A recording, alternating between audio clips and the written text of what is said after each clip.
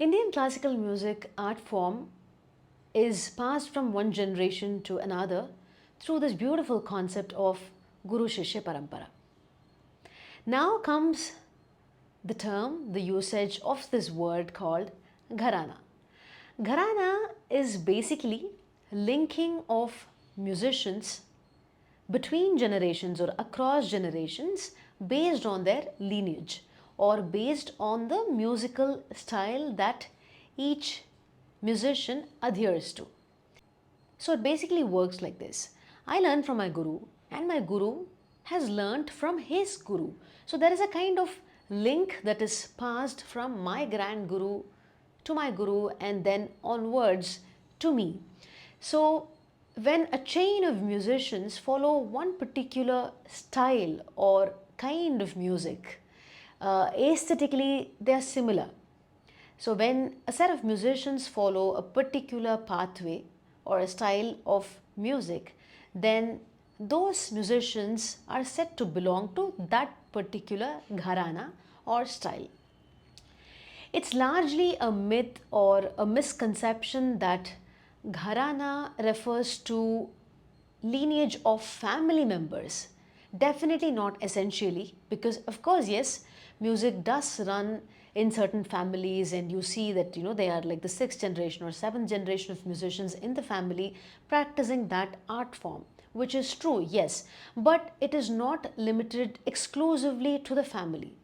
Rather, it's most relevant to the disciple lineage. People could be from different regions but following this style of music, and then all those students following that music or that style of music are referred to as students or musicians belonging to this particular gharana. There are different types of gharanas. For example, the Rampur Sahaswan gharana, under which I learn Hindustani classical music from. There are other popular gharanas like the Agra Gharana, Indore Gharana, Jaipur Gharana. Or, similarly, you have gharanas for instrumentalists, and like for the tabla has separate set of gharanas. The sitar, sarod, all of them have sarangi, have a separate set of gharanas. So basically, according to my understanding, these are like mostly I would say based on the regions, if you see. Because when there were the rule of kings in India, so every king or every kingdom patronized certain set of musicians, court musicians probably, and they were singing these bandishes or Indian classical music form in a certain set of styles, I would say, maybe a particular style that suited their temperament, their emotional or mental makeup, or their voice's facility or their instruments' strengths. So they were playing by their strengths and creating music based on that, based on their influences and preferences and liking. So these came about to be called as Gharanas, and they belong to a particular region. If you see, most of them are names of the places, like for example Indore Gharana or Gwalior Gharana or Agra Gharana.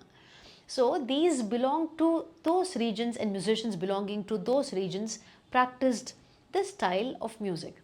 However, today we of course have access to music from all these masters belonging to every single gharana. So it becomes really interesting for us to look at how the same bandish was presented by musicians belonging to different gharanas with subtleties and differences unique to their own gharana. So it becomes very interesting to note these points and pick up good points from each of these gharanas and learn and assimilate and analyze how each of these singers presented, say, a particular composition or a particular rag.